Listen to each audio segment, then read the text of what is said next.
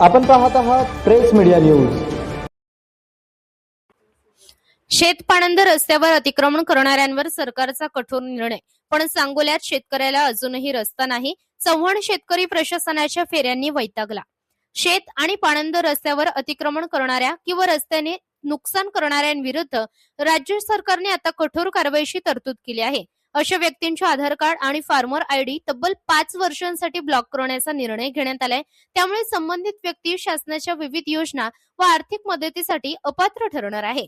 मुख्यमंत्री बळीराजा शेत किंवा पाणंद रस्ता योजना प्रभावीपणे राबवण्यासाठी मुख्यमंत्री देवेंद्र फडणवीस यांच्या सूचनेनुसार महसूल मंत्री चंद्रशेखर बावनकुळे यांनी हा निर्णय घेतला असून महसूल विभागाकडून याबाबतचा आदेशही जारी करण्यात आलाय।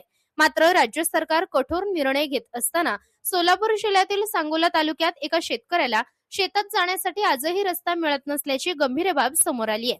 मिळालेल्या माहितीनुसार चव्हाण नावाच्या शेतकऱ्याने शेतात जाण्यासाठी वहिवाटीचा रस्ता मिळावा यासाठी सांगोला तहसील कार्यालय, मंगळवेढा प्रांत कार्यालय तसेच सोलापूर जिल्हाधिकारी कार्यालय येथे अनेक वेळा अर्ज व तक्रारी दिल्या, मात्र वारंवार फेऱ्या मारूनही त्याला अद्याप न्याय मिळालेला नाही। संबंधित अधिकाऱ्यांकडे तक्रार केल्यानंतर अपील करा असे सांगून त्याला वारंवार परत पाठवले जात असल्याचा आरोप शेतकऱ्यांनी केला आहे। रस्ता मागण्यासाठी गेले असता काही वेळा कारवाईची भीती दाखवूनही पाठवून दिल्याचा आरोपही करण्यात आलाय।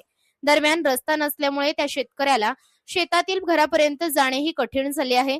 सध्या तो आपल्या शेळ्या मेंढ्यांसह सरकारी माळरानावर तात्पुरता मुक्काम करून दिवस काढत असल्याचे सांगितले जात आहे।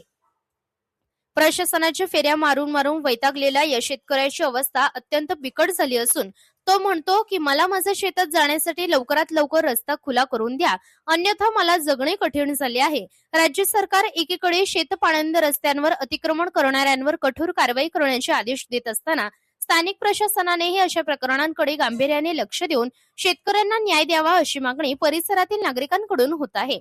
आता या प्रकरणाची दखल घेऊन सोलापूर जिल्हा प्रशासन व महसूल विभाग शेतकरी चव्हाण यांना शेतात जाण्यासाठी रस्ता उपलब्ध करून देणार का असा प्रश्न उपस्थित केला जात आहे। प्रतिनिधी सूरज पारवे, प्रेस मीडिया न्यूज, सांगोला।